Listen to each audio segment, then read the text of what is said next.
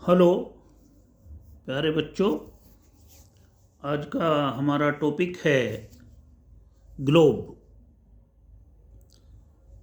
आपने अपने घर में या तो ख़रीद रखा होगा या अपने स्कूल में ज़रूर देखा होगा।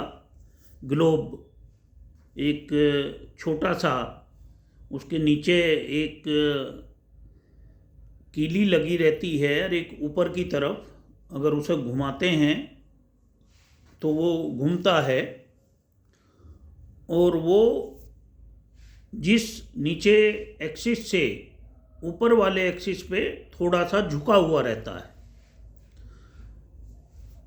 वो 23.5 डिग्री झुका हुआ रहता है, क्योंकि वास्तविक रूप में पृथ्वी भी अपनी कीली पर 23.5 डिग्री झुकी हुई है।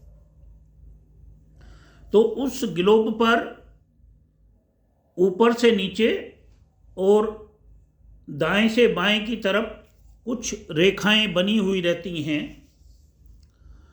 जो ऊपर से नीचे रहती हैं उन्हें देशांतर कहते हैं, और जो गोलाई में बनी हुई रहती हैं उन्हें अक्षांश रेखा कहते हैं। तो अक्षांश रेखाओं की कुल संख्या 180 होती है। अगर कोई आपसे कहे कि 91 डिग्री की अक्षांश रेखा होती है तो इसका आंसर है नहीं, क्योंकि जो 0 डिग्री है इक्वेटर, जिसे भूमध्य रेखा या हिंदी में विषुवत रेखा भी कहते हैं, भूमध्य रेखा भी कहते हैं, लेकिन इंग्लिश में उसे इक्वेटर ही कहते हैं। तो 0 डिग्री से 90, 1 से लेके 90 वो नॉर्थ की तरफ होती हैं, और 0 डिग्री से लेके 1 से लेके 90 तक वो साउथ दिशा की तरफ होती हैं। तो इस प्रकार उनकी कुल संख्या 180 होती है। इसी तरह जो दूसरी रेखाएं हैं देशांतर रेखा, उनकी संख्या 360 होती है, और वो जो प्राइम मेरिडियन लाइन है मध्याह्न रेखा 0 डिग्री पर, उससे 180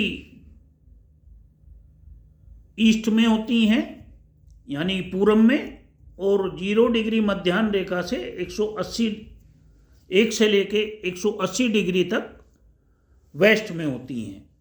तो कुल की संख्या होती है 360, यानी कि एक भी 181, 180.0001 की भी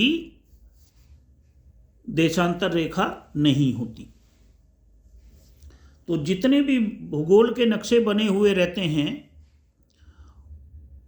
उनमें सब नक्शों में अक्षांश और देशांतर रेखाओं का प्रयोग किया जाता है। तो एक देशांतर रेखा से अगली देशांतर रेखा में जो हम दूरी तय करते हैं तो उसमें 4 मिनट का अंतर आता है। 4 मिनट समय का अंतर आता है। तो भूगोल के जितने भी नक्शे हैं उनमें अक्षांश और देशांतर रेखाओं का प्रयोग किया जाता है, और अक्षांश और देशांतर रेखाओं के जाल को प्रोजेक्शन कहते हैं। तो किसी प्रोजेक्शन बहुत कई प्रकार के होते हैं, कई टाइप होती हैं प्रोजेक्शन की, तो उसके ऊपर किसी दिन और मैं वीडियो बनाऊंगा। तो किसी प्रोजेक्शन पर तो एरिया एरिया करेक्ट रहता है, किसी पर उसकी शेप सही रहती है कंट्री की।